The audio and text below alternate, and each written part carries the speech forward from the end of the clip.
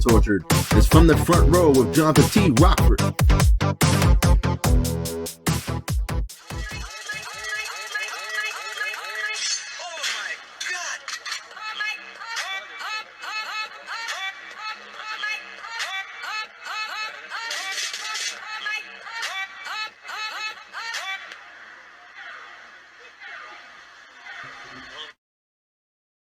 Good evening, WBA. It's me, Melvin P. Thurgood III, and I'm here to do a recap for last night's pay-per-view Extreme Rules.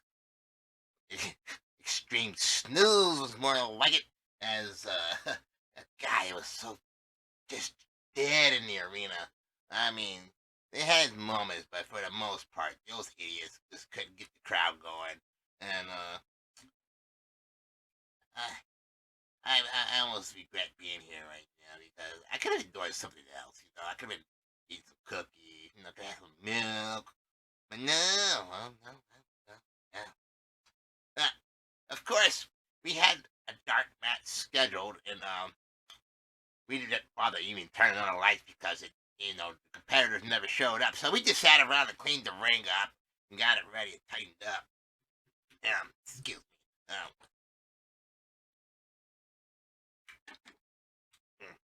Yeah, still a little sore from yelling, "This is stupid," most of the night. But the second match of the night, the first, once the pay-per-view started, second match, it was supposed to be Bobby Buttercream taking on a lumberjack, Tommy Celsius, and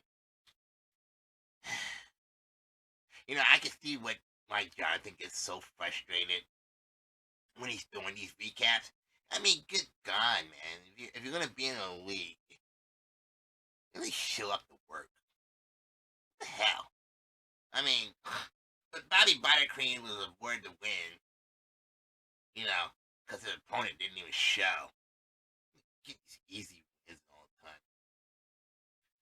Now, we had Money taking on the Professor next, and if you've been watching, you've noticed that just this past week, the Professor was able to defeat Money and take his title. Kind of in a ironic twist of fate, he kind of closed the bank. But Money was able to get a little revenge on him by defeating him at the pay-per-view in a vault match that, and I don't care if that's what it was called or not. I'm going to add some little flavor to these stupid matches. God, I'm gonna say he had a vault match, and he was able to lock the Professor inside, well, and pick up the win. And the worst part was he locked him in there with Pepsis instead of Mountain Dew. He fucking Professor. I swear, what is with him and Mountain Dew? It looks like some freaking alien pissed in a can. Now the next match was the team of the Dark Stalker and the Beast of Sinister taking on the Brass Hole and the Essential Jailer Masters of the Killer Goons. And they fought so hard, they spilled out into the floor and started fighting into the back and never can make it back into the ring. And it wasn't a false count anywhere match, so the ref had no choice but to count both teams out. Yeah, that's what happened. Now, this is a weird incident. So, WPA has this triple threat championship, right? And I'm looking at Jonathan's notes.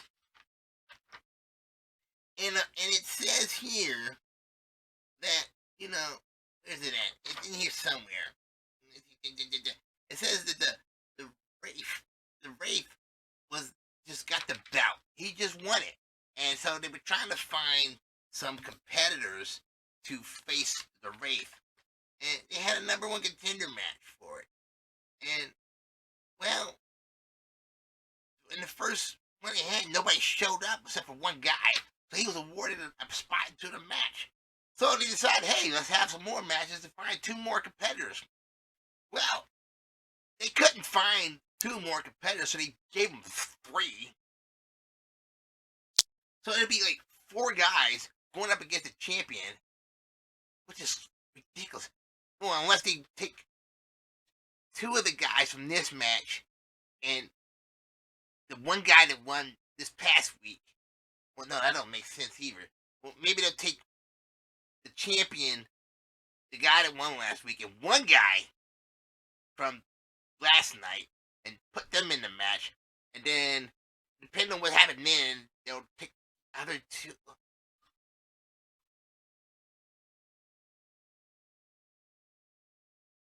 This is some Common Core math shit. But anyway, the following people made their way to the championship match. Lady Assassin, Quanty Fist, which is a stupid name, and El Hijo de COVID. So you guys better make sure you mask up before he gets in the ring or something like that. Or get your shots. If you want to. It's your choice. And the thing about it is the other 3 guys that were supposed to wrestle, they didn't perform well enough to advance.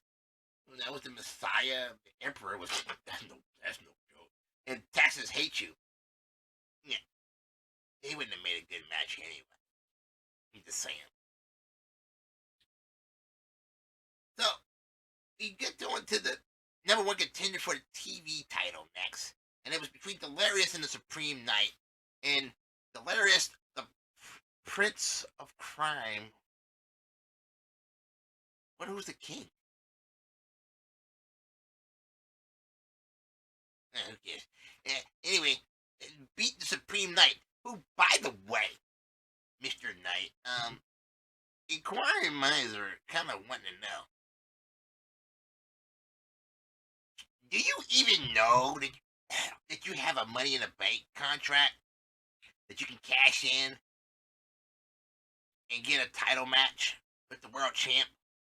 Because, you've been holding on to this for quite some time now. Inquiring minds want to know. I'm asking for a friend. Well, I don't have any friends, so I'm asking for me. Finally, we moved on to our championship matches. And we had a trios championship match featuring OVE, Bobby Blaze, yeah, Captain Chaos, and Martel the Carpenter, taking on Needles Kane, Lucha Libre, and Nerka Hante. And Captain Chaos was, I think Bobby just let him do it, but, he's great, pretty cool. But Captain Chaos was able to pin Needles Kane, and, Needles Kane ended the week losing his tag team titles with that monstrosity, the Beast. And then, to top it off, loses and gets pinned in a trios championship match. It's crazy. I feel bad for the guy. I heard he's pretty good too. Has a pretty good podcast too. Yeah, him. If you don't know, I can't remember the name off the top of my head, but pretty good. That one in the 5th side of the ring too. Pretty good. Moving on, we had the triple threat match featuring then champ the Wraith taking on Shepherd Bane and Pierre Saint Damien. And Shepherd Bane, the Wraith just got the daggone thing and then he loses it. Because now we have a new champion. And it's just Shepherd Bane. And I don't think people understand. And WPA administration, correct me if I am wrong. But didn't the triple threat title take the place of the TV title as far as opportunities? And if I'm not mistaken, I think if you successfully defend that sucker, you can earn yourself a shot at the AC title, second place trophy. Yeah, but I could be wrong. Somebody will correct me if I am. I don't care. Now we had our tag team champs, DPOS, Jermaine Walker and Luscious Lucius, taking on the Killer Goons, Casper 2779 and Money MF and Mike. And Somebody said one time, I heard this on a broadcast. Killer Goons plus Big Match equals L.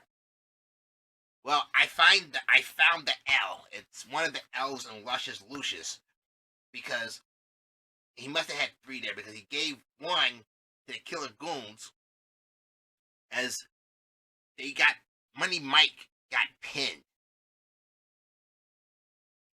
It's kind of weird, These two, Jermaine and Luscious Lucius, that's a weird couple. Man. I don't know what's going on with those guys, but who am I to question?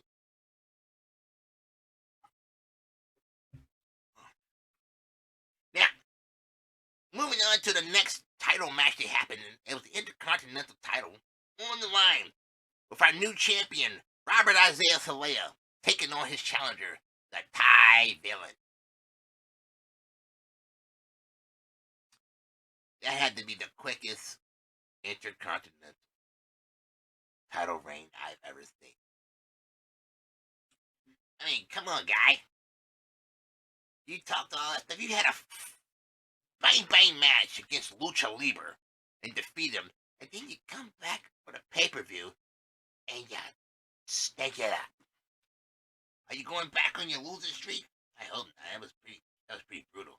But we have a new IC champ, the Thai Villain, as he once again claims gold. I know I heard he's starting to call him the belt collector. Let's see how long he holds on to this one now. And then our main event. Oh boy. It was that pox of an idiot, Johnny Rocco, taking on Big Mel of the Killer Goons. And it actually was a good match. They fought really hard. I mean, it was pretty even the whole match. To the point that time ran out. And that idiot, Johnny Rocco, what a fucking buffoon he is still the WPA champion. God dang it. I was hoping Big Mel was gonna take that belt from him. Oh, freaking idiot he is. I mean, seriously. The guy's a freaking buffoon. He sits there, talks to himself, and eats popcorn and drinks beer in the front row. He threw some popcorn at me one time. Had it all in my hair. Wow. That's all I got. Johnathan will be back Saturday. That's pretty much it. Short, sweet, to the point. Oh yeah, stay tuned for that one guy that keeps talking. He does little pics. What's his name? Oh yeah, Phillip. I'm out. I'm not coming back. I do one take.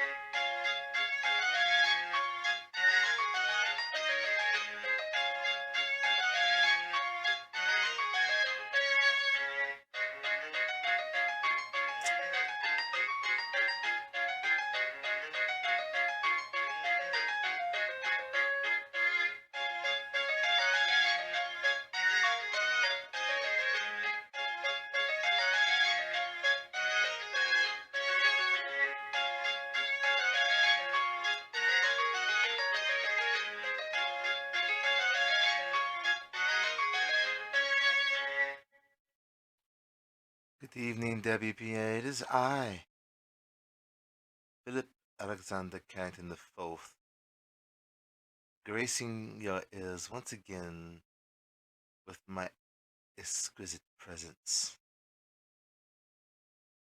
Now tonight, I sit here and I very, your paper was very boring. I think Melvin said it good. an extreme snooze fest. A lack of competitiveness really did not impress me much, but I did find a silver lining in the team of DPOS. One Jermaine Walker and Luscious Lucius. Two individuals who were, I guess you could say, are used to having gold around their waist. A dildo in their hand, apparently. But I was very quite impressed with their combination of brute strength and technical ability inside the ring. And then to top it off, their cohesiveness. Oh gosh. It was unmatched. You know, there was one part of me that actually thought their opponents might have a chance, but then as I watched them perform, that thought quickly went away. And as they both declare themselves the most desirable, that only holds true in predicting league. Because everyone in South Wales knows who the most desirable man is. Indeed.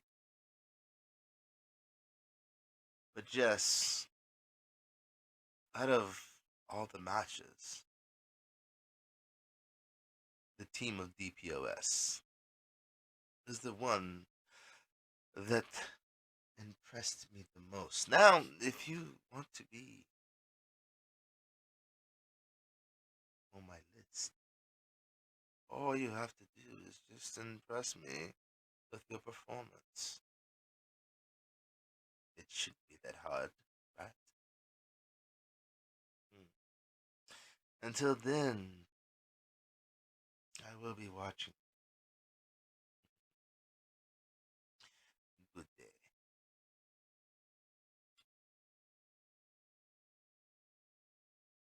I said good day.